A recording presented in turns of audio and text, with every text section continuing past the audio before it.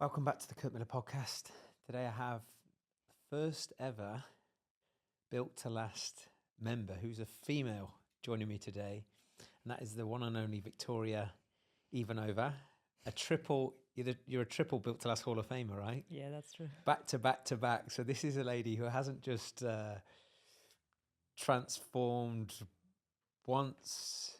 She stayed in shape year after year after year, not without ups and downs, as we'll unpack today, of course.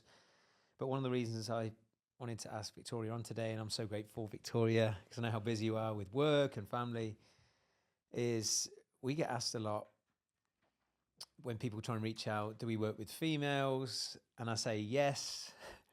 But obviously sometimes the females we work with, of course, they're a little bit more protective about showcasing their progress. But Viktoriya is someone who's been with us now for 4 years, and I don't say this lightly. She's without question the hardest working, I wouldn't just say just female client we've worked with, but you're among the hardest working and most committed clients I've ever coached in 15 to 20 years of coaching, Vic. So thank you so much for giving up your time today. I know you raced around London to make this happen, but if you're looking for inspiration from an entrepreneur who's female, runs businesses, has family, and still manages to look after herself, then you're in for a treat today. And I just want to share Viktoriya's story to anybody who is stuck right now and questioning whether or not they can transform. So, Vic, thank you. Thank you for having me. All right, let's just shoot straight into it. Why did you join Built to Last? And do you remember the specific moment you reached out? Was there a specific moment that inspired you to reach out to us? I think it was it was about September after a summer in the pandemic.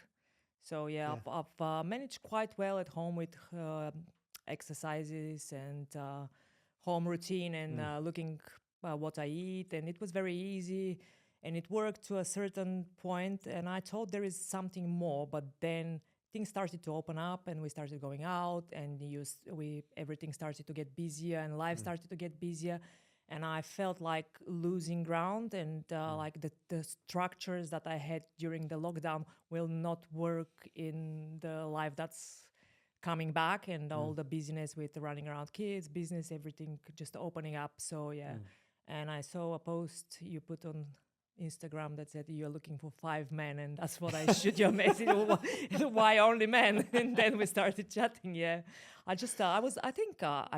what got me was to last, like built to last.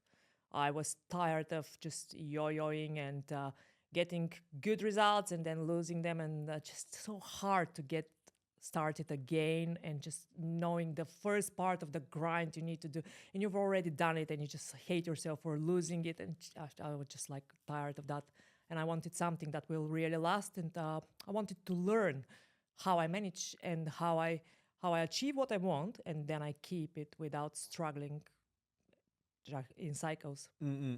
So before you joined Built to Last, had fitness, training, movement, basically exercise, had that always been a fixture in your life in some way? Always, yeah. I've always been active, always been cautious of how I look when I gain weight. It's kind of Eastern European mentality to be like skinny. Just I had to grow in that as well, like that strong is better than skinny, and you feel better. And it's not the restrictions only, it's what you can add to support your full living. It just like not the looks and how it makes you feel. So things like that. And always, like after both of my pregnancies, I gained a lot of weight, and then I tried Zumba, I tried going to the gym, I tried any kind of exercise. But basically being active, it always works. When you get active and you watch what you eat, it always works to an extent, and you get some results, and it's livable. But it's when you know you want a bit more, it's just something just at the back of your mind that you want more. What did you feel was missing when you first joined? Probably structure and a lot of education as well.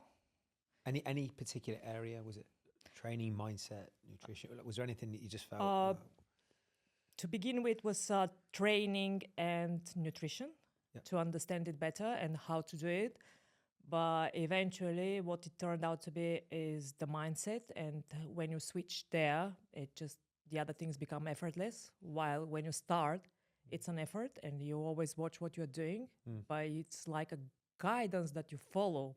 And when you change your mentality and your mindset to you are that different person now, and that's your non-negotiable, the guidance just becomes it's a routine. You don't think about it. It just floats with your life, and you wake up, you plan, you know what you're doing. It just gets easier because it become part of you. I understand. Just to give some context to the people listening or watching this back, like in terms of because business, a lot of people listen to this, they have businesses to run or they're in a certain position within a company. Like, where were you at when you first joined professionally, with your business? It was just after the pandemic, so it was an all-time low, to be fair. Like everything was closed. We are a cleaning company, so it just... And you work all around London, right? Yeah. And then everything was locked down. And like Airbnb, holiday flats, and people stopped traveling and everything was closed. And it was just a bit harder. But when things started to open up and things started to pick up a little bit more, and like having the structure in one thing, you can put it in another, and you can just show up every day and try your best. And probably it helped me like be more disciplined with work and showing up everywhere I have to, and even like making it more. I've got more energy to travel between jobs, calls, and just like not feel so tired, and sometimes picking tasks that I couldn't finish in the evening or early in the morning or in between breaks, and just on the tube, you just instead of like dozing off on the tube, you can just do more work if you have more energy. I understand. What was the why behind joining Built to Last? Because I speak about this on solo episodes, obviously with other guests too. And you said obviously you wanted consistency, but like, how important was the why, and what was the why when you first joined? One of the most important things was I've got two daughters, two girls, so it was like I wanted to be the best mom and example for them to pursue their goals, and just give them an example like a woman can be strong and still just a woman and a mom and loving and caring, and that everything you set your mind to is possible. Like and delivering physical results is very easy for like young people to see. Like when you change physically, they see it more than you can show them how much mentally you have changed. What do you mean? Okay, explain, because that's fascinating. I've never heard anyone say that. What do you mean? Like when you start something, and a lot of people start, okay, I'm starting to go into the gym or starting a diet or something, and people expect to see a change in some time, yeah? And very often you see a change and then you see going back, or you don't see the change that fast. And when I started and when I did the change, and it was like a massive change in how I looked and my discipline, them seeing me waking up at 6 o'clock every morning, going to the gym like a non-negotiable, and just doing good food, preparing everything. And they started to ask me questions, is that healthy? And they see that I've changed, and I keep it, and I keep doing it. And it's not a temporary fix that, oh, mom just wanted to get to look good or get fit, and then she just stopped doing it. It's just like something that you can continue doing and make sure you are healthy. And one of the other motivations was my dad had very poor health and very bad gout that really made the last years of his life really miserable physically. And his mind was perfect, no dementia, nothing like a lot of people struggle with that. But his body let him down, and it was due to poor choices like food-wise, alcohol, stuff like that, not just different life. And it just was, I said, I don't want that for myself. I don't want my kids to go through what I have to go when I was looking after him. And it's just really hard when you can see that the person has a lot more years in his brain and his body is just failing. So you can't predict if something malicious won't happen to you, but at least I chose to do the best I can to protect my body for the longest possible and give it a chance. 100%. What would you say were the habits, Vic, that were holding you back most, or you weren't pleased you were doing? Because you mentioned, and this will relate to a lot of people who are not where they want to be, how they yo-yo, they progress short term, go backwards, they may be consistent for a certain period, then they self-sabotage. What habits did you feel you didn't quite have as much control with? It was one of them, definitely the all or nothing mentality. That just like if you eat one chocolate, the whole box is gone, and from tomorrow you start again. That's gone. If I eat one chocolate, I eat one chocolate, and that's it. It just I decide. What do you think caused that though? Because I'd like to unpack that, from a member's experience. Where you said the all or nothing mentality, because we joke about this in Built to Last, right? Yeah. 99% of people have that when they first join. But what do you think actually caused it? Was it a lack of structure? Was it emotional? Like, what do you think it was? I think for most people, and for me, it's mostly emotional, and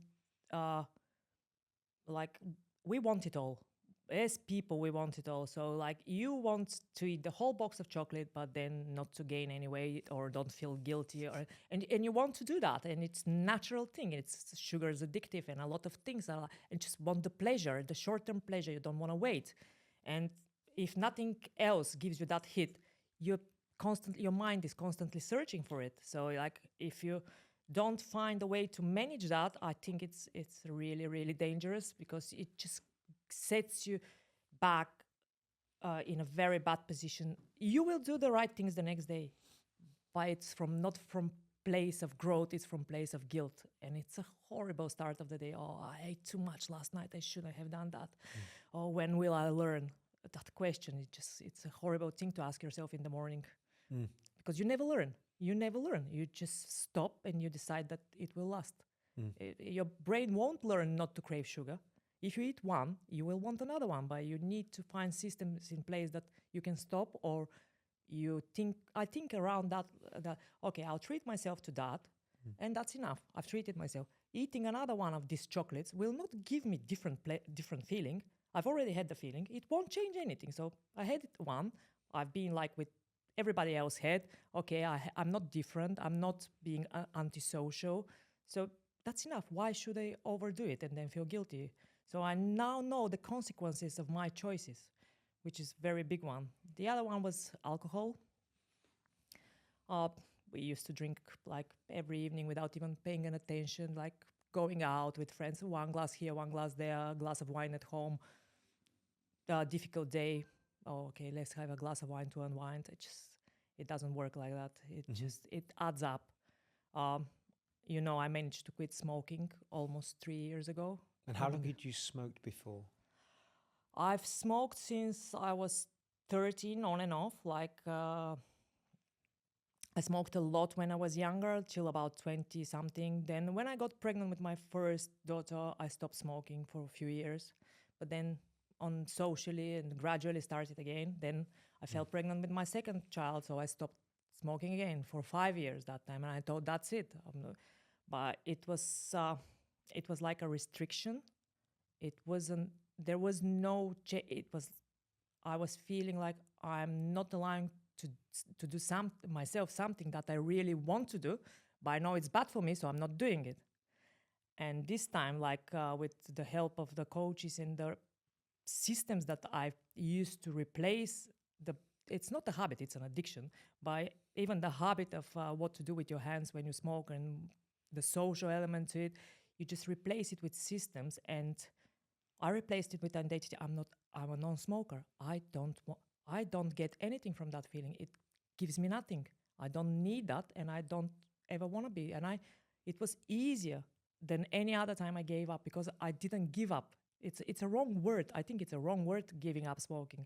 You don't give up anything. You gain freedom, you gain time, you gain a lot of things, especially now nowhere is allowed. Smoking is allowed nowhere. Not inside, it smells horrendous. It's just, you need to go outside. So you need to make time and plan for the next cigarette. And it's just like, it controls your life to a point. So I don't want that. I decided I don't want that. So I had a system what to do. Like if I crave chewing gum, press-ups, a walk, something. I had 10 things to replace it. If the craving doesn't go away, if you start from 1 to 10 on the list, one of them will work till the next time, and the cravings get less and less and less and less. And after 1 month, I felt like I've never smoked in my life, and I said, "That's it. I know I'll be a non-smoker from now on." You identified that whenever you had this craving, an emotional trigger to smoke, you literally have not just one, but a list of multiple different things that you do instead of reaching for a cigarette. Yeah, I had 10 things. I probably have my list still on my notes on my phone. On a notepad on my phone, I had like, if that happens, I'll do that instead. So I won't have a cigarette. And would you mind sharing a handful of them or even just a few? I remember one was chewing gum, healthy snack, doing 10 push-ups, going for a walk, listening to a song that I like. And I don't remember the rest, but because I don't think I've ever went to number 10. Like first few always helped the list. So push-ups and chewing gum were one of the first ones on the list. So I've done a lot of push-ups. Wow, it In the sounds beginning. it sounds so obvious, but it's not so obvious because so many people struggle with this. But the important message with that is you can't stop a habit or a behavior that you consistently do as a result of an emotional trigger and not replace it with something else. You need to replace You're just it. going to move the problem or move the decision. At least in the beginning, until it gets to your new identity, you need to have a better habit in place to take over for that period when you feel triggered or when you feel uncertain or why am I doing it? We always get these moments. Yeah, and have you used the same principle, Vic, when it comes to alcohol and sugar, or is there anything different you've done to? Because the reason I want to get granular on this, because I think this is going to be gold for anyone listening to this back or watching this who struggles to control the amount of sugar they eat, struggles to control how much they drink, and struggles to smoke. Sugar hasn't been a very big one for me, never. It was cheese and wine. I would not say I drank massively a lot, and I don't need to drink a lot, but it really affected my life a lot and the way I felt the next day. But since I started monitoring my sleep, my energy levels, my performance levels and anything, I just found out how much it affects my sleep. It just terrible night sleep, terrible recovery in the mornings, and a very, very difficult day, even after a couple of glasses of wine. One glass early, it's fine till about 6, 7 o'clock. After that, it's too late. It affects my sleep massively. I can see it. I don't even need to look at the whoop now. I know it will be red when I had late meal or late night or alcohol involved. It's just horrendous what it does to your body. It's really a poison. But the feeling of not being able to feel good and perform, it just puts me off naturally. It just makes me less the next day. And I need an extra day to recover while I'm just kind of losing half a day. And it's not worth it for 2 glasses of wine. It doesn't give me anything. It just doesn't make me feel good anymore. It used to probably be some escape or in social circles that everybody drinks. It makes me feel like fit in. Now I don't really care now. I can have a alcohol-free beer and feel better for it and still be with talking and having nice conversations. I just don't like the after 11 o'clock conversations when people are drinking. It just everything changes. You start the evening with normal people and they turn into something else after 11 o'clock. I know I've been that person after 11 o'clock. You ain't getting much sense out of me after 11 o'clock. Yeah, right? so it's not worth it. I'd better go to bed. Yeah. I have no value. So obviously that's great. You can do that and you've identified that, but I'm sure people are listening thinking it can't be that easy, or maybe some of the things are easy, some are not so easy. But how did... I still drink from time to time, but I choose when to. If I enjoy the company, I'll have a drink. Or if I feel like a nice glass of wine with nice meal, I will have a drink. I don't mind. I don't think... I might, but I don't think I'll ever become a non-drinker at all. Yeah, same as that. Yeah, I just enjoy the taste of some wines, of some beers. I just want to try, and I just want to enjoy a cocktail or something with It just depends on the occasion. But I choose when to. I don't feel pressured by the situation or by the place I am. It's not like, oh, there is plenty of free alcohol here. I'll drink as much as I can. Just, It's just too high price on how I feel the next day. And I think if you have things that matter more to you, like I want to feel good in my workout, so I want to wake up fresh and just give it all. And leaving the gym, I want to know I had a very good workout. That's enough for me. Especially when time is so precious. Yeah, every day. That's enough for me. I'll feel good. I gave everything I wanted to give in that workout, and that's it. I feel happy. I'm not just dragging myself, like just sticking the movements and feeling horrible because I drank last night or I ate too much or too late and couldn't sleep, and it's just energy is low. It doesn't make me a better person. So why should I do it? What were the biggest challenges? Because obviously right now, I mean, the way your identity has shifted the last 3 to 4 years has been insane. But just while you were, I don't like to use the word mastery, but getting a greater handle and agency on these habits, what was the biggest challenge, or has been the biggest challenge, is certainly on the earlier stages, because I think a lot of people environment. Tap out. Okay. Environment is the biggest one, because you still hang out with the same people, and all of a sudden you don't drink, and they're like, "Why you're not drinking? Oh, what's wrong?" They just look at you like something's really wrong, or like you're like a spy or something. It's just very, very weird. It's the only drug that somebody is offended you're not using. Nobody will ask you why you're not taking cocaine. Nobody will be offended at a dinner party. They'll be so, "Oh, good for you. It's a very bad habit." But, "Oh, why you're not drinking? What's wrong with you?" "Oh, you look suspicious when you don't drink in nowadays society." It's mad. It's mad. And how did you deal with those type of conversations? I said, I just don't want to drink. Or I said, I just want to be able to get up and train in the morning, and that was boring and stuff. And it's just, how does affect this? What you told me once, ask them, how does this affect you if I don't drink? And I use that, and people find it rude, so they don't ask me anymore. But it doesn't affect them. Yeah. I don't drink. It's my choice. Why you don't ask a person you know for 20 years and he never drank? You don't ask them. And somebody chose to improve their life and pick up a better habit, and you're trying to make them feel guilty. It's not fair. It's none of your business. I will not ask anyone why they stopped doing something, even if I think it's normal for me and I can manage it. It might be overwhelming for them and they can't manage it, so they decided to give it up altogether and stop it because it affects their life. I wouldn't know their personal circumstances, so I just accept the decision and we continue another conversation. But it was hard in the beginning because people know you for years and then expect you to go and just drink and do whatever you used to do. And when you do change, people notice they're not happy with that. I don't know why, but they are not happy with that. I'm genuinely happy when I see people change for the better. I really am. And I want to help and encourage them.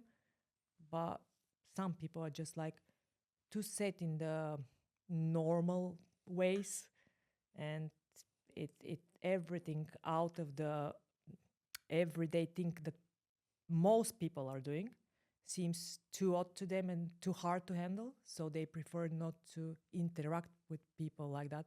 And they call you weird, odd, or boring, or they find words to distance themselves from you. They don't want to offend you, but they want to distance themselves because they think that's dangerous behavior.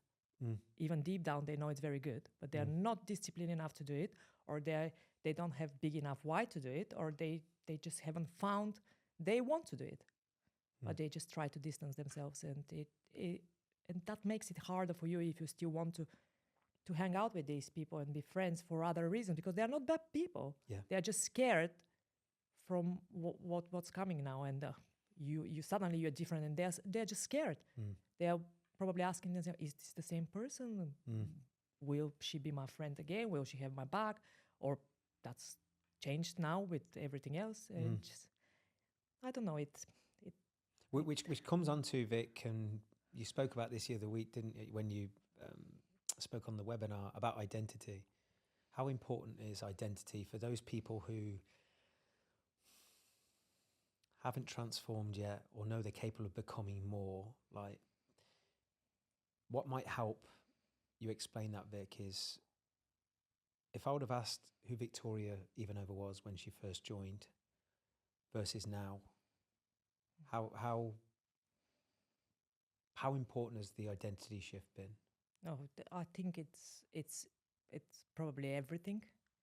Um, when you change a specific aspect of your life, I now realize that if you find a way to condition it and make it part of yourself, like own it and know why you're doing it and just own it and don't let it go, that becomes your identity. Because people, when they hear identity, oh, it's a fancy word, or what's that, psychology, or whatever, it's just the keeping the good habits under control and making them your own and part of yourself. And that builds an identity. You add one after the other, and it builds you, a new you. Who I am. If anyone asks them who I am, okay, I'm a mom, I'm a wife, I run a business, I go to the gym, I eat healthy, I'm an athlete now, very weak athlete, but getting there. Stop it. Yeah, but I enjoy it. I enjoy it. It gives me a challenge. I don't aspire to be a world champion, right? It gives me a challenge, and I like that. So it pushes my limits. So I add to my identity, I can do hard things, and I can try harder things. So this will transfer into something else. And tomorrow, if I have a challenge at work or in my family or anything, I can rise up to the occasion and see, okay, I've done hard things before. I'll go through that, and I'll be able to compose myself, give myself a little bit of perspective, few viewpoints, and not just act emotionally, just use all the good things that I've conditioned in my identity to help me in a next challenging situation. And then I'll add that. If I like the result, I'll add that to my identity as well, and I'll just keep it. And if it doesn't work out, I say, okay, that wasn't very good. But at least you're continually trying to expand your identity to grow, which is it's a fundamental need. Absolutely, yeah. You add things you believe are good. You add them to yourself, and you keep it, and you try to keep them.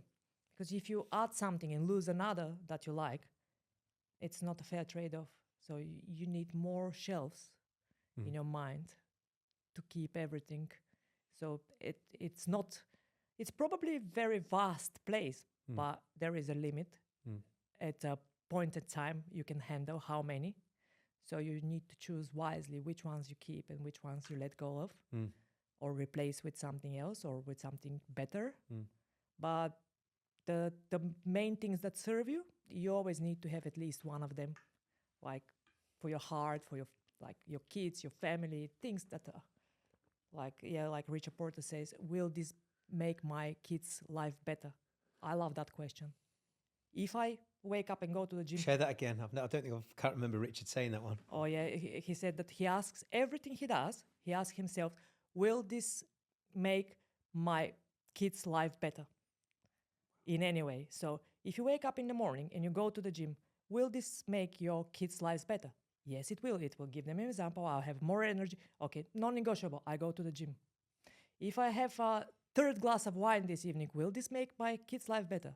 No, I'll wake up Saturday morning, grumpy, low of energy, very snappy. I will wake my kids up and I'll take them dancing and I'll be horrible to them without this being their fault. It's just because I feel. So I don't have the third glass of wine and I'll have a glass of water instead and happy to call it a day at 2 and everybody is happy in the morning. So it's just like that question, I use it all the time. I love it. I just love it. Wow. It works. It works. It works if your children mean as much as you say they do. Yeah, probably. I can't imagine it otherwise. So. They clearly do, but where I'm going with that, and this might touch a nerve, a lot of people say, I will do anything for my children. Yeah, but their actions totally contradict that.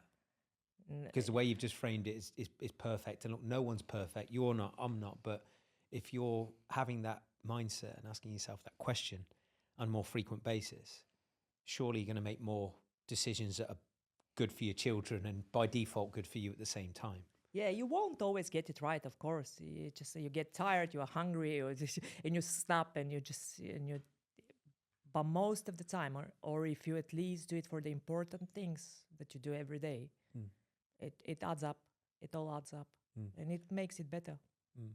And get into specifically now, we're built to last, because I know there's lots of people who listen to this podcast. They maybe follow me on social media. They see the results, see the events.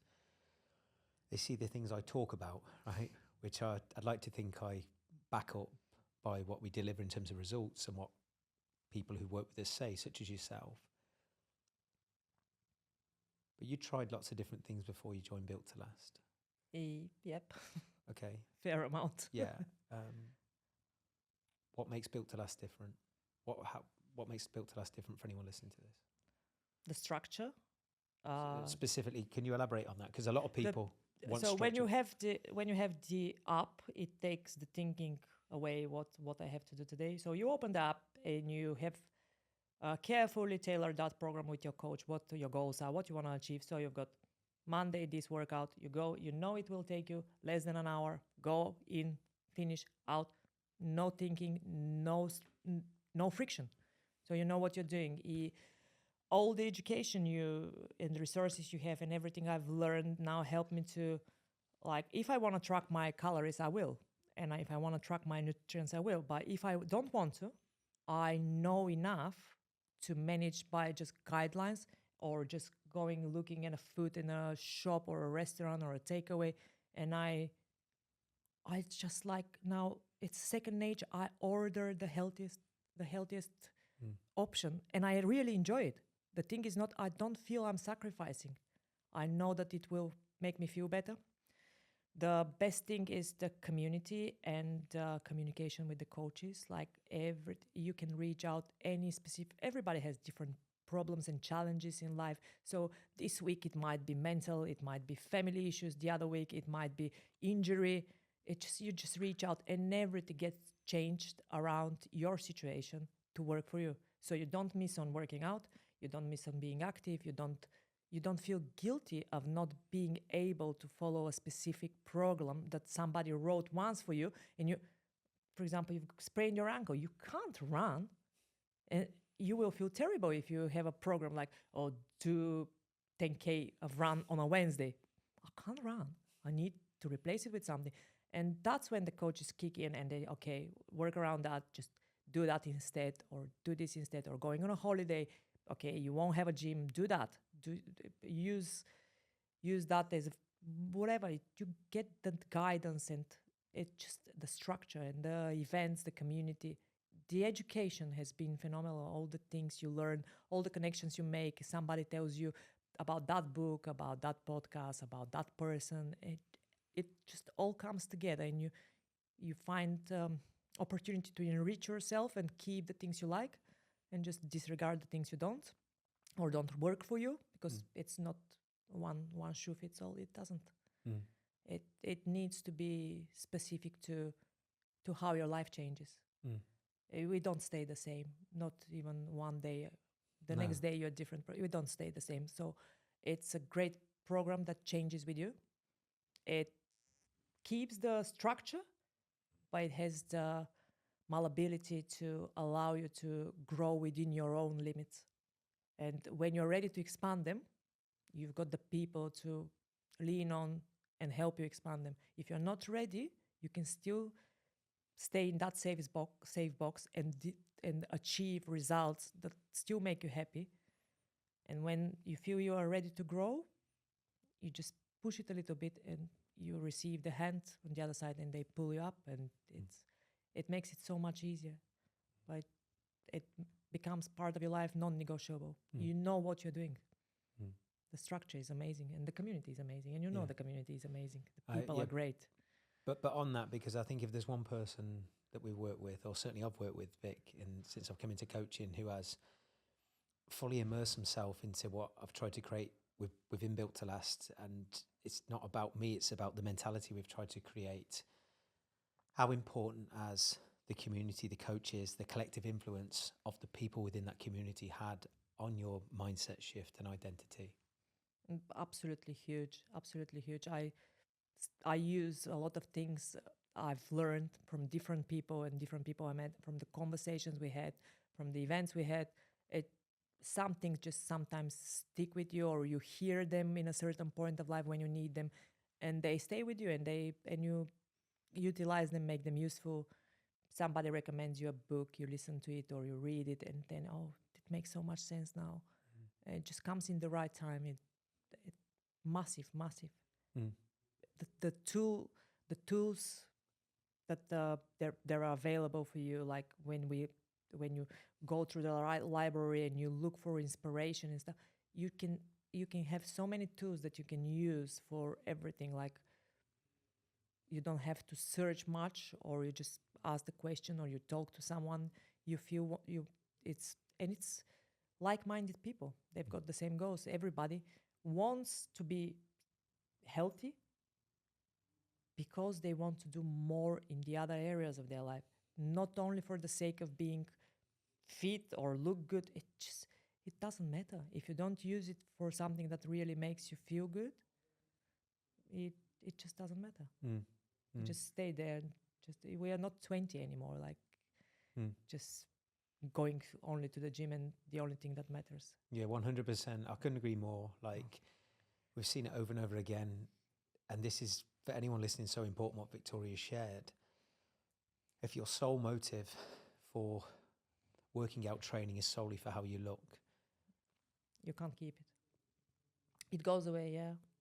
It goes away very quickly, and you need to rebuild, but with other reasons now, other why. I've been there many times.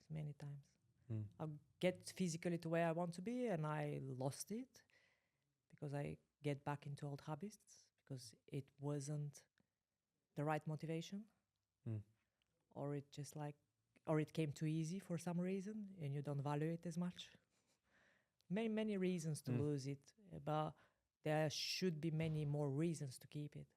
Like, when you look forward and you imagine yourself at 65 and you want to be able to take a plane and put your suitcase on the plane on your own without any help, if you don't prepare in your 40s, you won't be able to do that in your 60s. You will need help. Not that people won't help you, but independence has been very important for me always. So amazing. Vic, what would you say to someone right now listening to this who, like you, has yo-yoed for a number of years, genuinely in their heart they want to change, they've made progress, they fell backwards?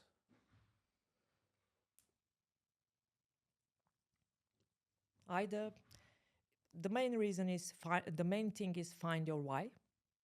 If you can't do it on your own, use help, like I did. Reach out to BTL or whatever feels right for you. It might not be Built to Last. It might be other places that you might feel better, or just challenge yourself with something that fits your life, not a crazy challenge. It doesn't work. You will be disciplined for 90 days. You will tick every box. You will have the accountability of the online, whatever challenge is that. And after that, what? You'll be dropped absolutely alone. No accountability, no motivation at all. And just you'll be worse than before. I think everybody needs like a support group, a community of one kind, a big why and a structure, like system or a structure that works for you. Whatever it's training in the morning, training in the evening, squash, tennis, going to the gym, running, anything that serves your mind and body at the same time. But physical activity makes you feel so much better that everybody needs to do something, no matter what their abilities are or disabilities are. Physical activity is just so much needed nowadays to give something to your brain and your feelings. It makes you feel better. Like you said as well earlier, you said since you've took your physical capabilities to another level, every single aspect of who you show up as the next day benefits. Yeah, I'm probably a bit annoying sometimes because I'm a bit too energetic, so I need. It's a good problem to have, right? It's a good problem. Yeah, maybe a lot annoying to some people, but I'm trying to tone that down a little bit. not to be too much. But yeah, I've got more energy, and I love it. I love to feel refreshed and energized and not sluggish. So I've got more hours in my day. Mm-hmm. It helps, absolutely helps. But you need your why and your systems, and your motivation won't last. You need a system to support that. You need to know what you're doing every day for a long period of time without even thinking about it. Implement one system and just follow it. It all will give results. Any system, if you follow it long enough and if it's reasonable, if it's not just something. But I think the big takeaway, what you said, Vic, is if what you're trying to do isn't complementary to your lifestyle, or you can't do it week to week, month to month, year round, then it's as good as broken anyway. Yeah, it won't work. It won't work. What use of something temporary when you lose it? It was so good to have it, and then you will feel horrible for losing it. It just needs to be part of your life. Create things that help your life be better, and you be active and generally happier. That's all we want. Everybody wants to be a little bit happier. And I get it. Last few questions, Vic. What's the one thing you wish you knew earlier in your journey? Because obviously I know we had our little bumps in the road. Was there anything in particular, if you could take you back to the first 3 to 6 to 9 months, that you think could have accelerated your journey a bit quicker? What would that have been? Not trying to be perfect, probably, and adapt quicker and easier. Like just change quicker the goals. It can't be the same thing all the time. Because what do you mean? Because this is great for people to listen. If your initial goal, for example, is fat loss, there is only a certain fat you can lose and stay healthy, and you can't keep getting smaller and smaller and weaker and weaker. It doesn't make you happier. It makes you miserable. So you do the initial thing, and then you switch, like performance or stronger or keep it or whatever. But you need to switch, because otherwise you lose it. You can't keep losing fat. You can't keep seeing the scales go down, and this demotivates you and makes your old habits creep. Oh, I'm not good enough. I'm not losing anymore. You have nothing to lose anymore. That's why you're not losing it. Now it's the time to become stronger and enjoy the results in a healthy way. So yeah, letting go of perfectionism earlier would have been easy on my mind. I think a lot of entrepreneurs and business owners and high performers, in abbreviated terms, we're all very good at trying to be too perfect, and I can definitely relate to that. If you could speak directly to women right now who feel stuck and overwhelmed, just women right now who are thinking they're too old, they're too much on, they might have gone through having children, and they know they want to become more, but they're afraid, what would you say directly to women right now? Because there's very few women that I've come across that have truly gone through the ups and downs the way you have, really bought into our system. And I would genuinely say, be brave to choose yourself and not sacrifice yourself for looking after others, because you can't do that forever. You will lose yourself. Just steal an hour or two for yourself. Just don't sacrifice everything you are. Everybody wants to achieve something. Every woman wants a little bit of something. Just make this heard and choose yourself. Just choose yourself for an hour a day, if it is to start with, and then find that thing that will make you happier, more energetic, and being able to give more to the people you love. But just, you need to fill your cup first. You can't give from an empty cup. That's so boring to say, but so true. If you're drained, if you wake up tired and hating your day, oh, I need to wake up now. I need to take the kids to school. Oh, there is 5 pack lunches I need to make. There is a lunch. Oh, in the evening, oh, so much washing. It drains you. What's the exciting thing a woman to look up to? Like, what exciting am I going to do today? Nothing. So better be just you don't want to live that day, and you're looking for the glass of wine in the evening when the kids are in bed, or for the stupid reality show that you're gonna watch, just to take your mind off the reality you don't want to live. So choose wisely a reality you want to live, even for an hour a day. The chores won't go away, but you'll be happier and ready to do them. Amazing. Vic, you're tremendous. Just lastly, why should people join Built to Last? To find the tools to grow mentally, emotionally, physically. It's a great place to be. It will give you structure. It will give you more than you can ever imagine if you use it wisely. It's brilliant. It's really brilliant. Vic, absolutely amazing. Honestly, thank you so much for your time. And I said this to you when you spoke on stage, when you picked up your trophy, your third trophy. You're going for your fourth this year, right? We'll see. We'll see. But you motivate me. You really do. For someone who's very self-motivated and does my very best to keep the standard in that community. This makes me happy that I motivate other people, and motivating you, it means a lot. It does. You don't need much motivation yourself. No, listen, I get it, but honestly, and this is from the heart, Vic, you spoke about identity today, being an athlete, being in shape, being a healthy eater, being someone who is consistent. That's who I am and what I do. But like everybody else, I have days, even the last few months, I've never had so many days where I've been demotivated.